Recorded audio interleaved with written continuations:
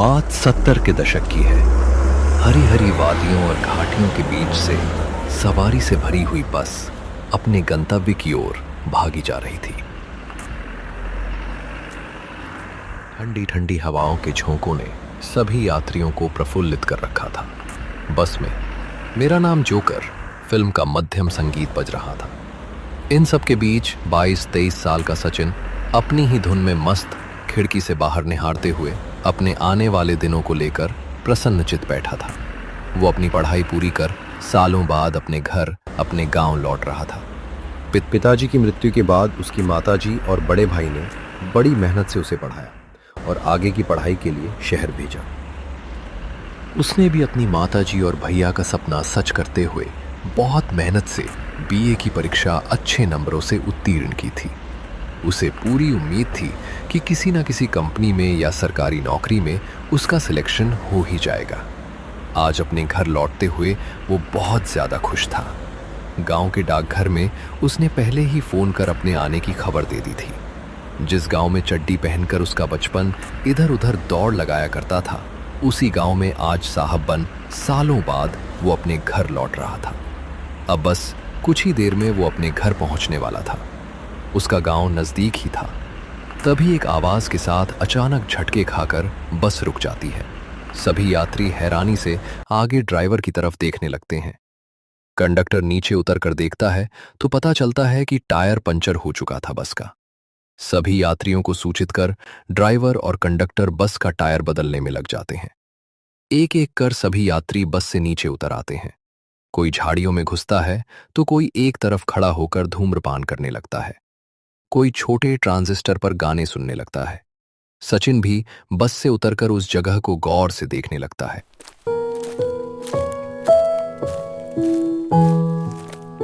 कितनी शांति और सुंदरता है यहाँ। शहर की चिल्लापों से दूर हरियाली की गोद में जिंदगी कितनी खूबसूरत लगती है। वहाँ तो बस भाग दौड़, हर इंसान अपने में ही सिमटा हुआ है।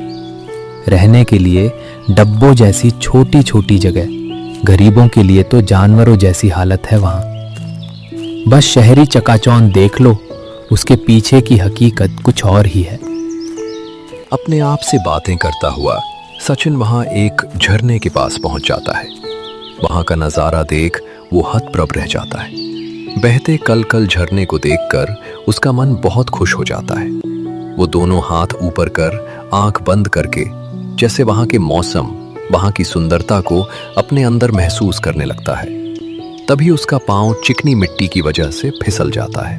वो घबराकर खुद को संभालने की कोशिश करता है, लेकिन संतुलन नहीं बन पाता। वो बुरी तरह घबराकर इधर उधर कुछ पकड़ने के लिए देखने लगता है। तभी जैसे कोई पीछे से आकर उसका हाथ पकड़ लेता है और वापस पीछे खींच लेता है। वो हांफते हुए सिर ऊपर कर देखता है तो देखता ही रह जाता है। एक निहायत ही खूबसूरत लड़की, जो दिखने में किसी गांव की सीधी साधी गुड़िया लगती थी। सचिन के मुंह से उस वक्त कोई बोल नहीं फूटता। बस वो उस लड़की को लगातार गौर से देखे जा रहा था, मानो जैसे कोई आसमान से परी उतर आई हो। उसकी सारी घबराहट पल भर में दूर हो जाती है। उस लड़की ने आश्चर्य से सचिन से पूछा, अरे बाबूजी, का हुआ? ये शहर नहीं है। यहाँ दोनों आंखें खुली रखकर चला करो। नजर हटी, घटना घटी। आप इस घने जंगल में क्या कर रहे हो? सचिन, जो अब तक सब कुछ भूलकर सिर्फ उसके चेहरे में खो गया था, उसके झिंझोड़ने से हड़बड़ाकर उठकर खड़ा हो गया। कुछ नहीं, मैं तो बस घूमते घूमते यहाँ तक आ गया। पता नहीं कैसे पैर फिसल गया। घूमते घूमते इस सुनसान बियाबान जंगल में भला कोई घूमने फिरने आता है का? सचिन उस लड़की को देखते हुए बोला, दरअसल मैं शहर से अपने घर लौट रहा था। रास्ते में बस का टायर पंक्चर हो गया। ड्राइवर ने बोला आधा घंटा लगेगा, तो मैं टाइम पास करने इधर उधर घूमने लगा। मेरा नाम सचिन है। यहाँ की खूबसूरती, यहाँ की हरियाली से ऐसा मोहित हुआ कि खुद ब खुद खिंचा चला आया। ये जगह वाकई में बहुत खूबसूरत है। हाँ बाबूजी, खूबसूरत तो है, पर हर खूबसूरत चीज अच्छी नहीं होती।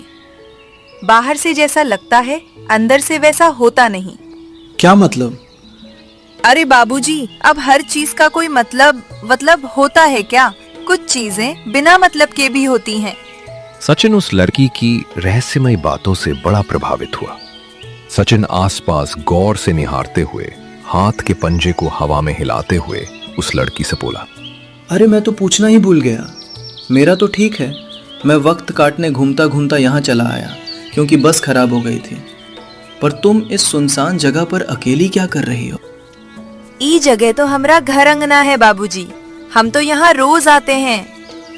क्या मतलब? आप शहरी लोग हर बात में मतलब बड़ा ढूंढते हैं बाबूजी। हम यही पास के एक छोटी सी बस्ती में रहते हैं। हमारे अम्मा बाबूजी खेतों में मजदूरी करते हैं और हम यहाँ जंगल में सूखी लकड़ियाँ बीनने आते हैं। कुछ लकड़ियाँ बस्ती के दुकानदार को बेच देते हैं। थोड़े बहुत पैसे मिल जाते हैं। कुछ घर में चूल्हे जलाने के लिए ले जाते हैं। मुदा वो दुकानदार बहुत बेईमानी करता है। इतनी सारी लकड़ियों के जरा से दाम देता है। कहता है कि तेरी लकड़ियां गीली होती हैं। अब आप ही देखो बाबूजी, क्या ये लकड़ियां आपको गीली दिखाई देती हैं? सचिन उस अनजान लड़की की प्यारी प्यारी बातों में खो सा जाता है। वो बोलती जाती है और वो बस उसके हिलते हुए होठों को ही देखता ओवरहेड है। तभी वो लड़की अचानक से लकड़ियों का गट्ठर उठाकर भागने को होती है। अरे बाप रे, आज तो बहुत वक्त हो गया। आपके चक्कर में देरी हो जाएगी तो अम्मा तो मुझ पर कहर बनकर बरस पड़ेगी। आप भी जल्दी इस जंगल से निकल जाइए बाबूजी। यहाँ ज्यादा देर रुकना ठीक नहीं है। संझा होने को है। अम्मा कहती है कि संझा के वक्त जंगल में ज्यादा नहीं जाना चाहिए। ये जंगल भूत प्रेतों के लिए मशहूर है बाबूजी। मैं तो दिन दिन से अपना काम निपटाकर यहाँ से निकल जाती हूँ। जब घड़घड़ी का वक्त होता है तब जंगल से चले जाना चाहिए। सचिन बड़ी उत्सुकता से उस लड़की से पूछता है, ये घरघरी क्या होता है? आपका नहीं पता का बाबूजी? अरे हाँ, आप तेरे शहर में पढ़कर यहाँ आने वाले। आपको कैसे पता होगा? घड़घड़ी वक्त का मतलब जब सूरज डूबने वाला हो, जब गाय बैल चरकर वापस लौटते हैं ना, उस घड़ी को कहते हैं घड़घड़ी का वक्त। अम्मा बोलती है कि भगवान ने इसी समय उस राक्षस हिरण्यकश्यप को मारा था, इसलिए ई वक्त जंगल में ना ही रहना। सचिन भी जैसे उसकी भोली भाली बातों में उलझकर सब कुछ भूल चुका था कि उसे वापस भी जाना है। तभी दूर से बस के हॉर्न की आवाज आती है। हॉर्न की आवाज से उसकी तंद्रा टूटती है। वो भी वापस पलटकर जाने को होता है। दोनों विपरीत दिशाओं में जाने लगते हैं। तभी सचिन पलटकर उस लड़की से पूछता है, अरे अपना नाम तो बताती जाओ। वो लड़की लकड़ी का गट्ठर सिर पर उठाए पीछे मुड़कर सचिन को देखती है। यही पास में छोटी सी बस्ती है, वही रहती हूँ। और मेरा नाम? इतना कहते हुए वो वहीं पास में लगे पौधे की तरफ इशारा करती है जिसमें गुलाब का फूल लगा होता है। इशारा करके मुस्कुराते हुए वो वहां से दूर झाड़ियों में ओझल हो जाती है। सचिन उस गुलाब के फूल को देखकर मुस्कुराते हुए सर पर हाथ फेरकर वापस बस के पास आ जाता है।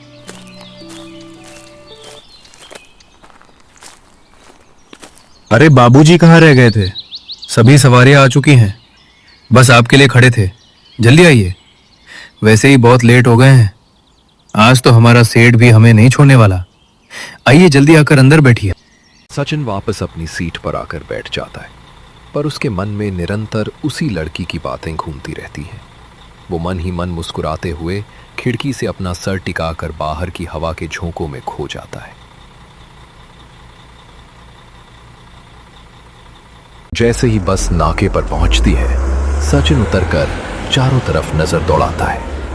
दूर एक पेड़ के नीचे उसे बैलगाड़ी लिए भैया खड़े दिखाई देते हैं। गांव के डाकघर में फोन करके उसने अपने आने की सूचना पहले ही दे दी थी। पूरे गांव में तब इकलौता टेलीफोन उस डाकघर में ही था, जिसे जहां भी बात करनी हो या किसी को बाहर से अपने घर कुछ खबर भेजनी हो तो वो उसी डाकघर में फोन करता था। सचिन दौड़कर उनके पास जाकर उनके पांव छूकर गले लगता है। दोनों भाइयों में जब मेल मिलाप पूरा हो जाता है तब बैलगाड़ी में बैठकर वो गांव की ओर प्रस्थान करते हैं। उबड़ खाबड़ रास्तों पर हिचकोले लेते हुए सचिन अपने भैया से बातें करते हुए अपने घर की तरफ बढ़े जा रहा था।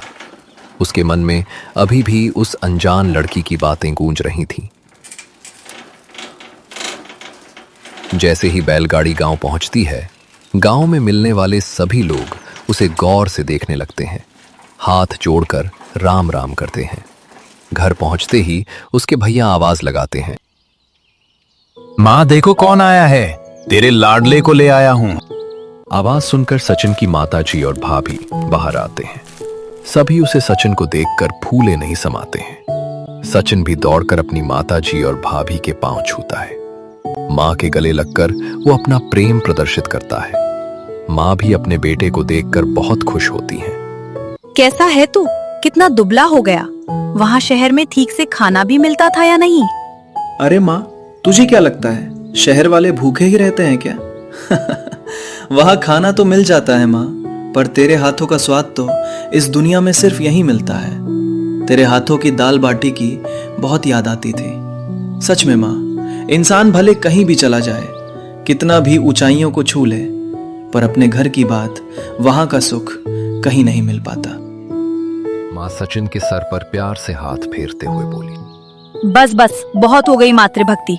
अब जल्दी से हाथ मुंह धो ले। सुबह का निकला होगा, रास्ते में क्या पता कुछ खाया भी होगा या नहीं। अरे बहू, जल्दी से चाय बना ले सबके लिए। और आज खाना मैं बनाऊंगी। बहुत दिनों बाद अपने बेटे को देख रही हूँ, पूरी कसर निकालूंगी। रात को सभी बैठकर खाना खाते हैं। मां सचिन की थाली में घी डालते हुए, कितना सूख गया तू, ठीक से खाया कर। जब तक हाथ पांव में जान नहीं हो तो इंसान कुछ नहीं कर सकता।